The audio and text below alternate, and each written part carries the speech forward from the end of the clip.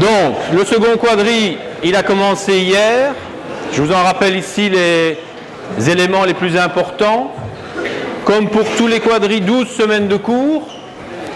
Et ces 12 semaines de cours sont, comme vous le voyez, réparties en, on va dire, je vais parler pour les Bac 3 et les Master 1, en 6 semaines de cours classiques. Donc de la semaine 21 qui a commencé le 6 février jusqu'à la semaine 26, le vendredi 17 mars. 6 semaines pendant lesquelles vous avez cours de façon classique, donc atelier le mardi matin et le vendredi toute la journée, et les cours théoriques entre-temps, et pour les Master 1, les options le jeudi. Vous voyez qu'il y a 4 semaines d'interruption dans ces semaines de cours, puisque la semaine 27 est la semaine dite projet, donc exclusivement réservée à vos ateliers, donc des voyages, des remises, peu importe. Et ensuite, la semaine 28, qui est la semaine qu'on appelle la semaine commune, donc dont Jean-Marc Cerneau vous parlera en fin de matinée, où vous présentez toute la panoplie du workshop, et que vous connaissez déjà, sauf ceux évidemment qui arrivent chez nous ici en Master 1. Donc c'est une semaine particulière où les étudiants de Bac 2 jusqu'à Master 1 sont intégrés, mélangés entre eux, selon leurs envies propres, sauf les étudiants de Bac 2 qui sont d'office versés dans l'esquisse commune ou au voyage.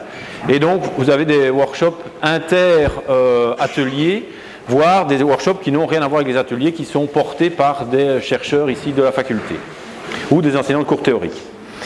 À la suite de ça, 2 semaines de vacances de printemps, donc les semaines 29 et 30, et puis après vous reprenez alors pour 6 dernières semaines de cours et de projets classiques entre guillemets. La semaine 37, le blocus, donc ça c'est une nouveauté pour les étudiants de Bac 3. Donc quelle est la nouveauté? C'est que le jury se passe en fin de session, après les examens. Donc comme vous le voyez, une semaine de blocus, 2 semaines d'examen, une semaine de charrette et une semaine de jury. Et la semaine 42 est la semaine des visites des copies, donc c'est aussi important pour vous, vous n'êtes pas déjà en vacances, et nous non plus, puisqu'on a à ce moment-là les délibés, la proclamation le vendredi de cette semaine 42, le 7 juillet donc. Voilà donc pour oui, donc les colonnes que vous avez là, les colonnes après les dates, c'est la colonne de Bac 3, Master 1 et Master 2, et vous voyez que pour les Master 2, il y a donc quelque chose en plus qui s'appelle le TFE, le mémoire, avec donc une semaine d'écriture réservée à la semaine 28 pendant que les autres étudiants sont en workshop, sauf pour les étudiants de Master 2 qui diraient non, moi je veux absolument participer au workshop, ils sont libres de le faire. Le dépôt du TFE la semaine 35 et les jurys de TFE à la semaine 38. Alors cette matinée de présentation, elle va donc vous permettre de découvrir, surtout pour les étudiants de Bac 3, 12 ateliers, 12 thématiques d'ateliers qui sont propres à la faculté, qui font la pédagogie de la faculté, qui sont une vitrine de la faculté, propre à la faculté de l'ULB en architecture. Puisque je crois qu'on a une des seules facultés qui permet à des étudiants de Bac 3 de déjà choisir on va dire pas leur spécialité, mais en tout cas une spécificité de leur enseignement via ces ateliers verticaux qui va, comme vous le voyez, de l'architecture construite où vous allez toucher la matière réellement construire, jusqu'à des ateliers comme Space Speculation ou l'architecture émorphique de l'architecture, travailler à l'échelle de la ville, du quartier, voire du territoire. Alors donc, cette matinée va donc être, je dirais, scindée en 3 parties avec chaque fois une pause pour vous permettre de respirer entre ces moments-là. Et chaque atelier aura 15 minutes pour présenter sa façon de travailler et exactement l'exercice qui va vous occuper durant ce quadri. Alors à l'issue de ça, vous devez vous inscrire aux ateliers. Et donc pour vous inscrire, vous avez reçu un mail du secrétariat avec un lien qui vous permet donc de vous inscrire aux thématiques. On vous demande donc de le faire entre ce jour 13h et jeudi matin 9h, de façon prioritaire, de façon à ce que votre inscription soit traitée prioritairement. Donc pas par ordre d'arrivée, non pas du tout, simplement le fait que vous êtes là dans les temps et donc on traite votre demande.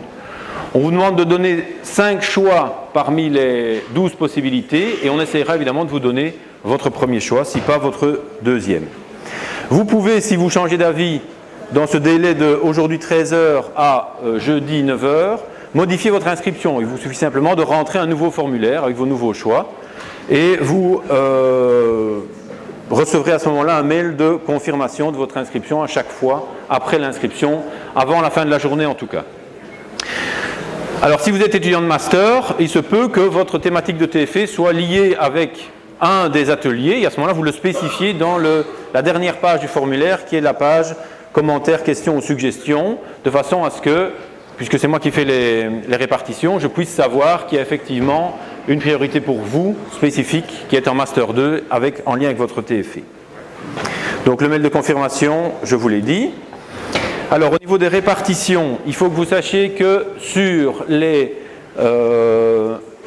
5 quadrilles d'enseignement vertical du projet, vous pouvez vous inscrire maximum 3 fois dans une même thématique. Tout ça pour vous permettre, enfin pour vous forcer s'il y a besoin, mais c'est rarement le cas, à aller voir ailleurs. Ne pas vous spécifier dès la Bac 3 dans une thématique, mais vous ouvrir comme si vous faisiez finalement au sein même de la faculté un Erasmus, c'était cette idée-là, puisque les étudiants Erasmus doivent d'office, eux, choisir un autre atelier, enfin 2 autres ateliers, c'est ce qu'on vous convie à faire, vous qui resteriez ici. Alors, le nombre maximal d'étudiants, c'est la moyenne plus 10%. En général, et il n'y a pas de raison que ça change cette fois-ci, 80% des étudiants obtiennent leur premier choix, 16% leur second choix et 4% leur troisième choix. Et j'essaye toujours que les étudiants qui au premier quadri, enfin j'ai toujours respecté ça, n'ont pas eu leur premier choix, ont eu leur second, l'aient d'office au second quadri. De façon à ce que ça réponde au maximum à vos préoccupations. Alors la publication des affectations se fera ce jeudi en fin de journée, de façon à ce que dès le lendemain matin, donc le soir, vos coordinateurs ont leur liste d'étudiants et vous avez votre affectation. Le lendemain matin à 9h, les ateliers commencent et c'est parti. Alors il y a une évolution par rapport aux autres années, cette année-ci, c'est qu'on s'est rendu compte que pour toute une série de raisons, les transferts pouvaient être pertinents. Et parce que jusque-là, on faisait la règle du pas de transfert, no transfert, voilà, vous avez votre affectation et l'atelier commence. Et on s'est rendu compte qu'il y avait, pour certains d'entre vous, et donc s'il y a pour certains étudiants, il faut que ce soit valable pour tous, des bonnes raisons parfois d'avoir un transfert entre ateliers. Et donc, ça reviendra, cette décision de vous transférer, donc malgré que vous ayez reçu votre affectation le jeudi soir, vous vous dites, ben non, moi je veux vraiment aller dans cet atelier de mon premier choix pour une raison qui vous est propre, eh bien c'est l'enseignant vers lequel vous voudriez aller qui appréciera si votre motivation est élevée et si elle est pertinente pour son atelier. Si pas, vous restez dans l'atelier dans lequel vous avez été affecté. Donc c'est cet enseignant accueillant, comme on l'appelle, qui a le dernier mot. Ce n'est pas celui que vous voudriez quitter, qui lui sera bien content d'avoir un étudiant en moins qui n'est pas motivé, puisque vous avez envie de partir. En tout cas, vous êtes moins motivé à rester chez lui qu'à partir autre part. Donc c'est l'accueillant qui a le dernier mot. Et donc, ceci sera apprécié dans un fichier en ligne, je vais y revenir. Alors pour vos inscriptions, vous devez avoir votre numéro de matricule, ce qu'on appelle l'ID banner, votre adresse mail ULB, et vous devez vous inscrire aux ateliers et aux workshops en une fois. C'est le même formulaire. Donc restez bien aujourd'hui jusqu'à la fin de la matinée, puisque c'est là que vous aurez les présentations je crois qu'il y a 12 thématiques de workshops, donc ça va être assez riche, avec des workshops qui restent ici à Flagey, d'autres qui partent, je ne vais pas dire un peu partout dans le monde, mais en tout cas il y a au moins 3 destinations lointaines, comme la Sicile, l'Afrique et je pense un pays d'Asie aussi, mais je ne suis plus certain. Voilà, et donc on vous demande d'être rigoureux, de ne pas avoir des formulaires incomplets, et qui répondent bien à ce hit parade de vos 5 premiers choix ordonnés.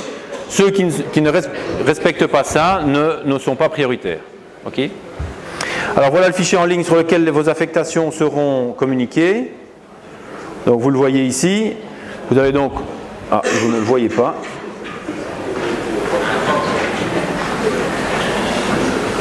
Alors c'est pas très grand, mais vous avez donc vos noms, prénoms, matricules, l'atelier dans lequel vous avez été affecté à la répartition et le transfert vers l'atelier dans lequel vous seriez transféré si effectivement le coordinateur accueillant vous accepte et c'est lui qui modifiera ce fichier-là. Donc ce fichier-là en ligne il sera mis à jour en permanence Et donc c'est le seul document officiel qui rend compte de votre affectation réelle. Voilà, je vais céder la parole donc à Denis Delpire pour la première présentation qui est architecture construite. Alors les présentations sont filmées, chacune des présentations, et elles sont mises en ligne sur la page de l'atelier qui est donc sur notre site facultaire. Donc sur chaque page d'atelier, vous aurez dès ce soir ou demain matin ou plus tard les 12 présentations.